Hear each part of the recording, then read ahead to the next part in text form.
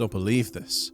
Bitcoin under 5 figures again? Is it time to panic? Is this the last time it'll be 4 figures? Despite it being a swift dip, still very much within the descending triangle, as I've drawn here, as everyone and their mother has drawn. This marks the 15th or so time, I'm not actually going to count it, that the 10,000 support level has been destroyed. Rest assured, this will be the 6th time we have destroyed it, and we have become exceedingly efficient at it. So whether this means we're falling to the mid-8,000s where I and many others would like to buy, I mean, I dollar cost average, but I would like to buy at that price anyway. Whether or not we're getting there remains to be seen. But this breakdown that we have right now lacks, what's the word? Conviction. Just look at these descending trading volumes, which some analysts say is a bullish indicator, which I can kind of understand, I guess. Less people selling, less people buying, but also less people selling. So still maintaining a price point despite low trading volume. Yeah, okay, whatever. It's good for Bitcoin. Let's take a look at the RSI, shall we? It's been a while. On a downward trend, of course, the price would suggest that. But now we're just about going to hit support, which has lasted since July. One last indicator real quick. Bollinger Bands. Bollinger Bands. It's fun to say that. Trading so south, Bitcoin is currently wicking out of the bottom band, suggesting potentially that the move was violent but has run out of steam. So far at least, 9,400, 9,500 support has remained strong. So while anything is always on the table for Bitcoin, these factors combined don't make me worried. In fact, so far, it looks like business as usual. And business is good. If you're BitMEX, over $150 million in longs liquidated. I almost feel bad for them that they lost their money. After all, as I said, everyone and their mother, hold on a sec, is looking at this chart. And Bitcoin did not hit the top of it as many have expected it to before dipping. There is, however, more money for whales to do what is unexpected. So, macro levels of analysis on Bitcoin have always been better than micro. This to me is the biggest reason why I have faith in technical analysis, but I would say a healthy dose of skepticism, even when the path ahead seems rather obvious.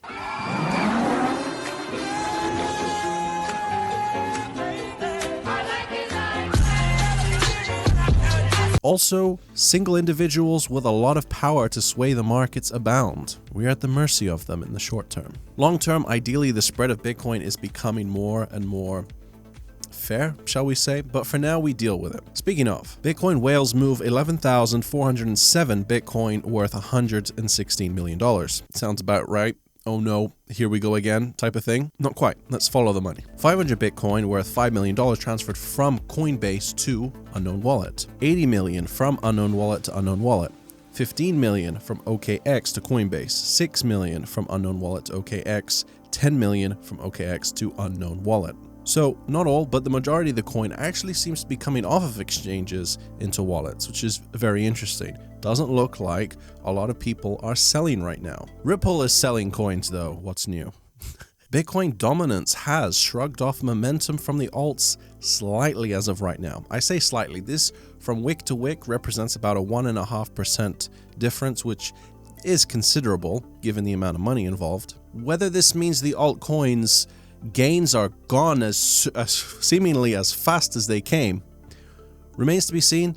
It's what people make of the charts primarily that I think would be the determining factor whether or not there's going to be any more. So let's look at Ethereum's chart. This is the weekly chart for Ethereum, and I'm just going to draw a couple things. Right, what is that? Kind of looks like a whale. But maybe some see a cup and handle formation 1 year in the making.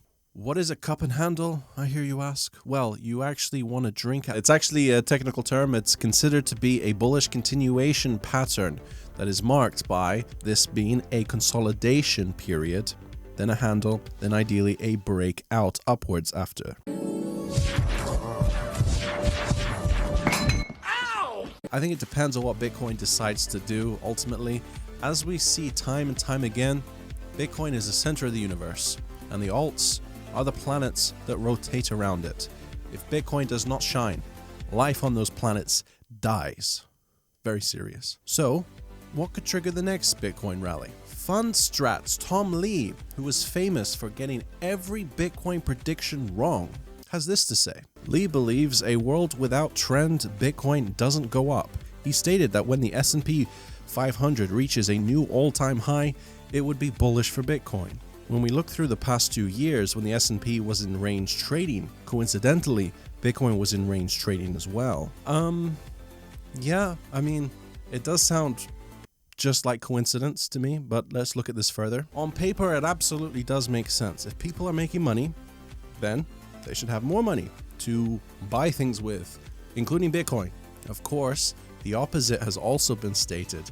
If stocks are doing badly, then Bitcoin is a good, safe haven against that volatility, right? Sounds funny, but yeah. After all, a market downturn is projected to be very good for the gold market. But how does this make sense? How can you on one hand say the market doing well is good for Bitcoin, and then the market doing badly is also good for Bitcoin?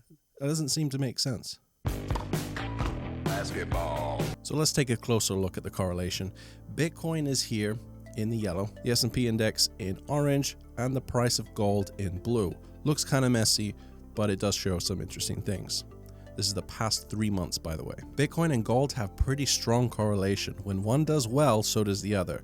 The stock market, though, on the other hand, has an inverse relationship with the both of them. That theory may explain why Bitcoin was seeing a sizable slump Wednesday afternoon, with Bitcoin futures trading on CME Group, for example, down 6%, while the Dow Jones Industrial Average was up, the S&P 500 was up, and the Nasdaq Composite Index were punching considerably higher. Again, this might just be coincidence. Correlation does not always imply causation. But with the Fed seemingly losing a grip on the markets and some eerie parallels in the economy right now to just before the global recession back in September 2007, this could potentially be the next big trigger for a Bitcoin rally.